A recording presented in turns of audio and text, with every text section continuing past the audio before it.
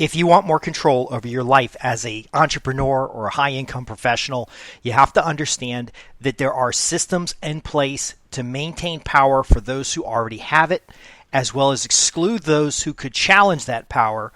And you may not be on the right side of that game. I'm Justin Hitt with Inside Strategic Relations. As you build business relationships and connect with people, you'll start discovering the secrets of how the world really works. Now, these aren't necessarily secrets. They're just not that interesting to talk about. So, for example, if you follow the money in a business decision, there are sometimes circular decisions. So, for example, an investment firm owns a number of companies by proxy through the shares that is invested in the company, and those companies serve certain customer bases. If the investment company talks to the customers directly and says the customer should only buy from companies who have such and such characteristics, then a change in consumer behavior will increase or decrease the value of the companies in which the investment company has money. So this could improve or improve. Actually, it's only going to improve. Basically, if they can cause the companies they own to fail and they know that their behavior is influencing the change, then they can short those companies. That will allow them to gain some money on the downswing, and then they can buy back once the company has a lower stock price in order to ratchet up their ownership. If they are supporting the company to get it to increase, after the company has had a little bit of problems, they can approve by ratings or rankings that company's standing in the marketplace and improve it, bring it back up to increase the money. But a consumer would not see the relationship between the investment firm and the companies unless they went and read the reports. So none of this is hidden. There are no really secrets because there's reporting about what companies own what. But the consumer doesn't have time to do that. It doesn't typically do that. And then very often the investment company can obscure the advice through syndication. And syndication is the use of media, is the use of secondary experts, third-tier experts, of which many of these experts are looking for acknowledgement from the big dominating player in the marketplace. And so they will gleefully pass along a special report or case study. Now, this may seem like a conspiracy theory to some, that companies would manipulate the marketplace, but to a marketer or business development professional or somebody who understands strategic relationships, this is marketing and positioning. So a large organization wants to retain its power in the marketplace, and so it will present information that saves its reputational risk, its regulatory risk, and other risks associated with operating a business. For example, they don't want employees to whistleblow. They don't want regulatory organizations to give them trouble. They don't want to get involved in situations that would create some kind of loss. They do this by default, and it actually is the fiduciary responsibility of an organization to do so as they're using someone else's money. So a investment firm like BlackRock, Vanguard, Fidelity, they don't have their own money in the beginning. They're actually managing other people's money, which they can leverage to influence a marketplace, which would further their responsibility to increase the shareholder value of the individuals involved. Now, what I'm describing to you is very neutral. There's no sensation in it. There's no nefarious scheme. This is how the system works. If you want to advance in this system, you must understand that you either compete directly, join the system as it is, or you can rebel against it. The problem with rebelling against the system like this is that they have found a way to accumulate and organize other people's resources. They have found a way to communicate effectively with media and syndicate their message across the largest audience possible. If you rebel against this system, you will look like an outsider and you'll stand out like a sore thumb, and it would be very easy to manipulate a mindless population to go after you. But it works sometimes. You can join the system by being a part of the system and change it from the inside out. A lot of books like Rules for Radicals recommends that. There's a lot of publications that recommend you go into the inside of the organization, change it from within. There's CIA manuals that talk about internal sabotage, such and such. The challenge with that is that if you get caught inside the system, you have no outside support, and you ultimately can find yourself liable because the system has adapted laws, rules, and regulations to protect itself. So, for example, if you're inside an organization and you notice the organization is doing something it should not be doing, you've gathered evidence that it is not doing what it's supposed to. You've gathered evidence that it's even lying to regulators and presenting to the public, especially shareholders, things that would violate SEC requirements and accurate reporting and such. If you disclose this information or even retain this information, you would be in violation of corporate policy and therefore terminate it, and all your resources are removed because the company doesn't want to pay someone and basically fund an investigation against their downfalls. Now, to be honest, all large organizations have problems, and the majority of large organizations are proactive about solving those problems because, again, they want to retain the power that they've gained. Now, that power can be financially, it can be influence-wise, it could be the fact that you have 250,000 or 1 million employees worldwide. But they want to maintain that. So if you decide to go into the system and ultimately change the system from within, you're either going to be corrupted by that system or you're going to find it an uphill battle. Now, the other option is to compete. The competitive marketplace has a lot better opportunity, especially in a free market economy. But you must be aware that the established players will lobby to change laws to prevent competition. So, for example, in some towns, you have to have a license, a cosmetic license, in order to braid hair. Like, there's no tools involved, there's no special anything other than satisfying the customer to braid hair. Families get around in a family reunion, for example, and they braid each other's hair. In order to accept money for braiding someone's hair in many locales, you have to have a license and be sanctioned by a cosmetic board that has nothing to do with the braiding of hair. Now, that's one example. There are thousands of such examples, but what this is an organization deciding that it doesn't want competition, lobbying and organizing the populace in order to form regulations under the guise of safety for the customer and in order to produce some kind of licensing board. Now, again, licensing boards are good and they are bad. Licensing entry-level skills or skills where the individual customer is the determining factor whether something is quality or not just is kind of absurd. Licensing whether or not your barber is doing a good job. Cutting someone's hair is not dangerous. It is a skilled profession, and skilled barbers will lead the way. However, medical surgery and dispersing of medications is a job that requires a lot more education. It requires a lot more commitment. It's not something that you can satisfy with trial and error. So licensing would be useful in that area. Now, if you want to compete, you have to understand that you've got to raise capital. And in order to compete, you'll need to raise other people's money and organize other people's labor in order to provide a competitive solution in a marketplace, and then clearly communicate with customers in the marketplace in order to offer that solution. So I gave you three options. What if there is a fourth option? The fourth option would be built on the fact that these large organizations are not using their own capital.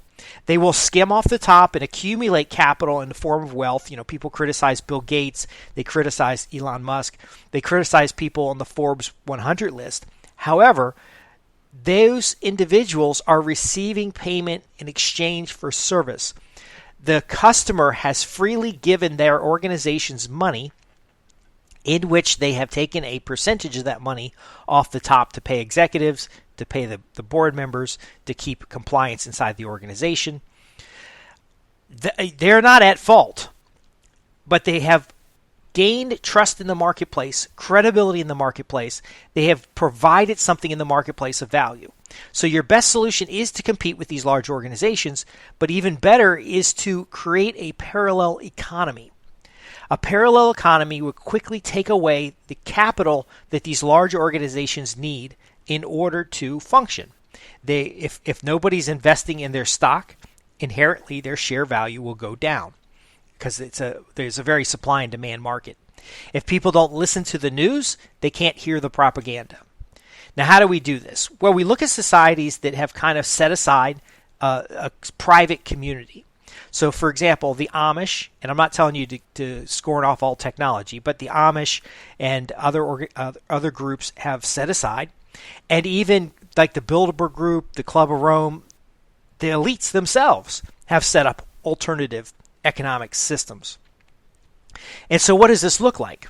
Well, this looks like a strong community who organizes itself, provides for itself resources, and ultimately demands from the marketplace certain products and services that satisfy their needs. So, for example, if you don't like microplastics in the environment, do not buy clothing that contains plastics. Do not use plastic products, and choose solutions that are more natural, organic, biodegradable. Now that means, because this is a lot harder than most people would think, and this is why the discipline is necessary, and it's discipline that got Bill Gates to where he is, discipline that got Elon Musk to where they are. Now again, if they catered to an elite system, perhaps that system helped them, but we're not talking about that. We're talking about your individual choices and those things that you can control. You can control what products and services you choose. So for example, I like Apple products. Apple products make my life easier. Apple products are interconnected, but I'm still using an Apple iPhone 7. So the Apple iPhone 7 is at least 7 versions behind the modern type. I do have an iPad Pro, but I don't upgrade within the cycles in which they would desire me to upgrade. The product's still functional. However, lately, I'm going to tend to move towards more of an open source laptop or an open source device that at least allow me to change the battery or allow me to add a additional memory. Because what I'm finding as I use these devices, even though they're very old devices, is that I've got to upgrade to another $900 device in order to get a little bit more memory and a little bit more processing power, where there are open source devices where I could just simply put in a new memory card. I could put in a new CPU module. And then I don't have to be tied into any single vendor. So the risk management that I talked about that large organizations use in order to protect themselves from outside interests, you can actually use yourself to protect yourself against outside control. You'll be making more educated choices in the marketplace, and you'll be able to have a bit more control over your supply chain. Another example of this is regional farms. Supporting your local agricultural and regional farmers gives you more than one choice for seasonal vegetables. Now, you're not going to get oranges if you live in Maryland by buying only local. However, you can get other vitamin C fruits. You can get vegetables. You can get greens, other things that are within the season. You can make a conscious decision to buy things that are imported. However, that money going into a local economy cycles more frequently. So when you spend money with a local farmer, that local farmer puts that money right back into the salaries of the individuals on that farm, as well as the stewardship of that land in your neighborhood.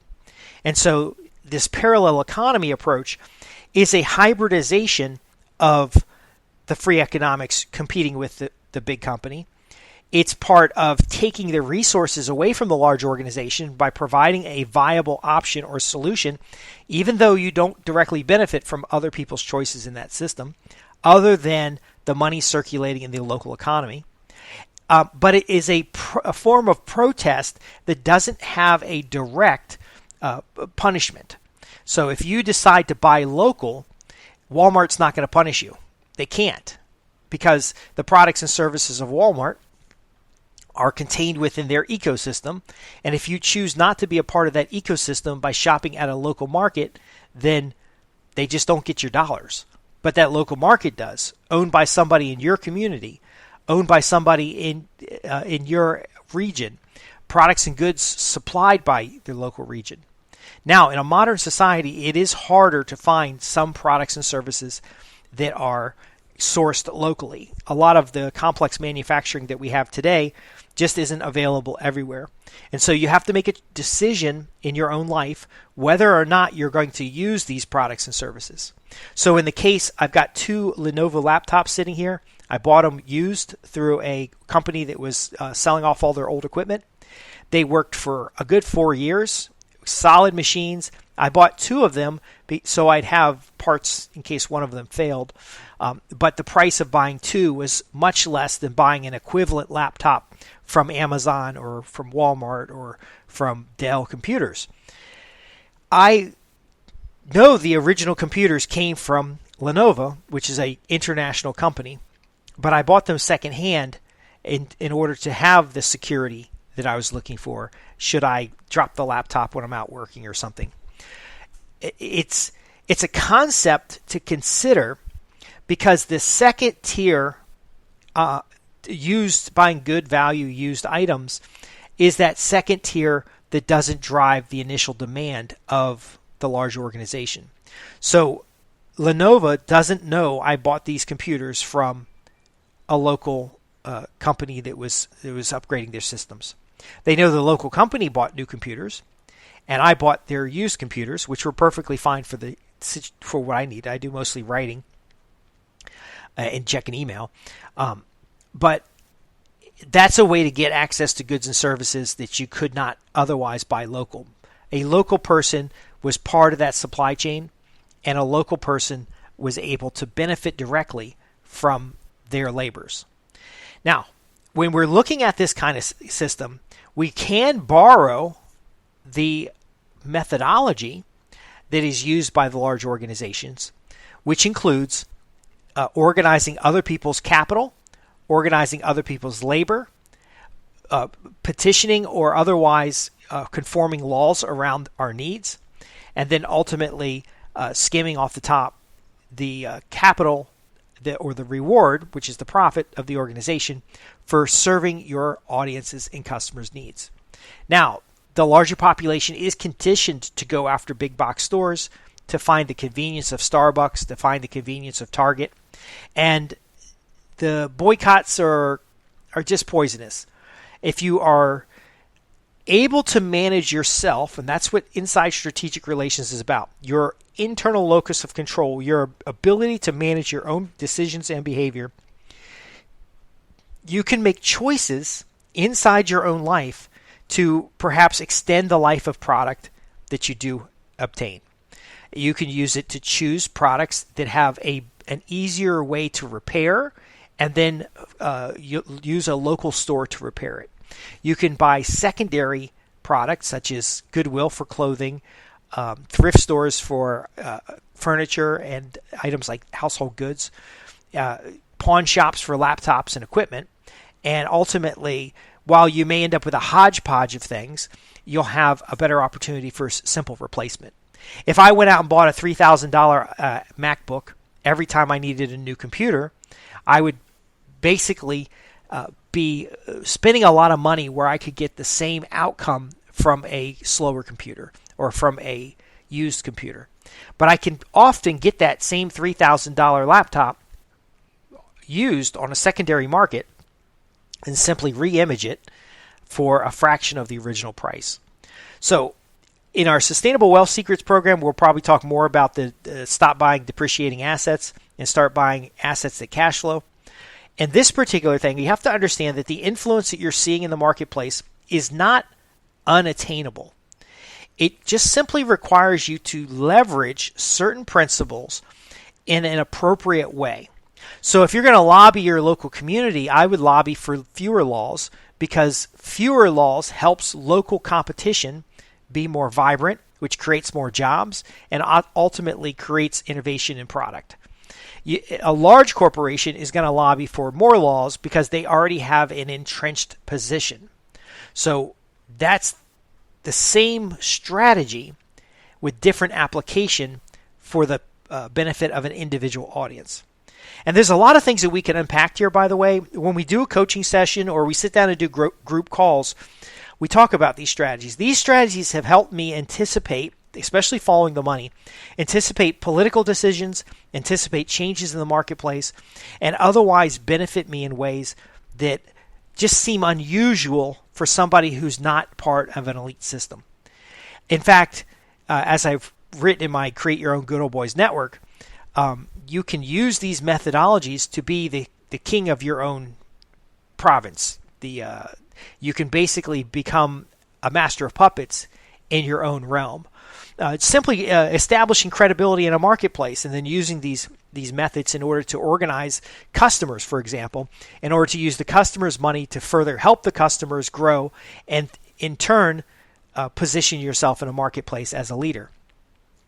You don't have to have resources to do these things when you have communications, the ability to connect with other people, and ultimately the mindset that is to build mutually beneficial relationships. Nobody is forcing people to shop at Walmart. Walmart has simply portrayed itself as a low-cost provider that is convenient to communities, just as Sears has done before that, just as Montgomery Ward's did before that, just as, actually Sears was probably older back than Montgomery Ward's, but Amazon's doing it today and Walmart is suffering. You can put yourself in a stronger position by having that regional or local community foundation where all else in the world could be burning and going to hell, and your neighborhood is fine because you've set up a parallel economy, a system of individuals who work together, and it could be through civic organizations, it could be through clubs, it could be through associations. However you structure it is really up to you.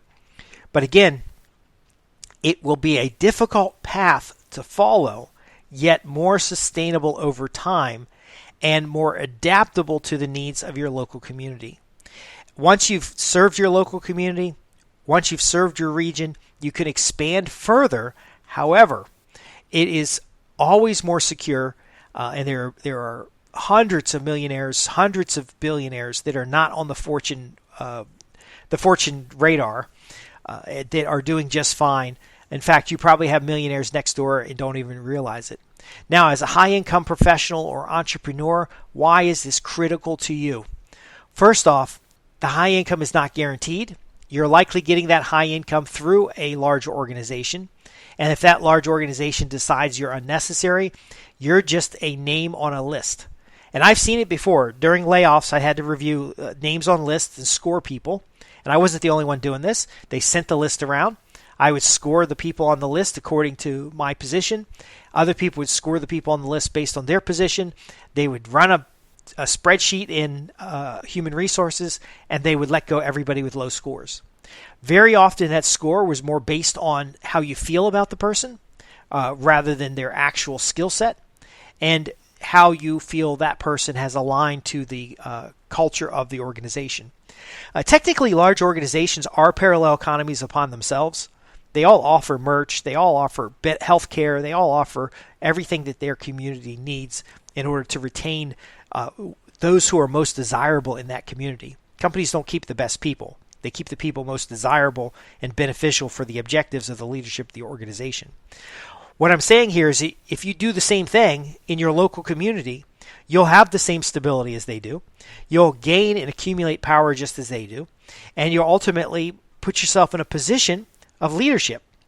Even if you don't want to be in a position of leadership, you confront leaders because there's different characteristics of individuals that you may be suited for one place better rather than another.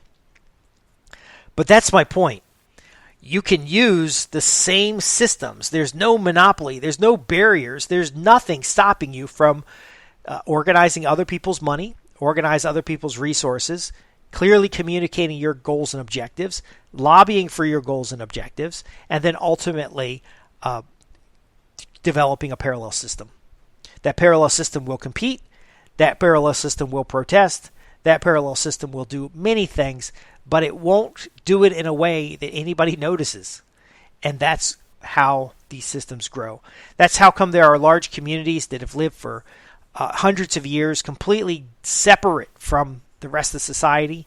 There are religious communities, there are social communities, and there are even these groups that people claim to be controlling the world.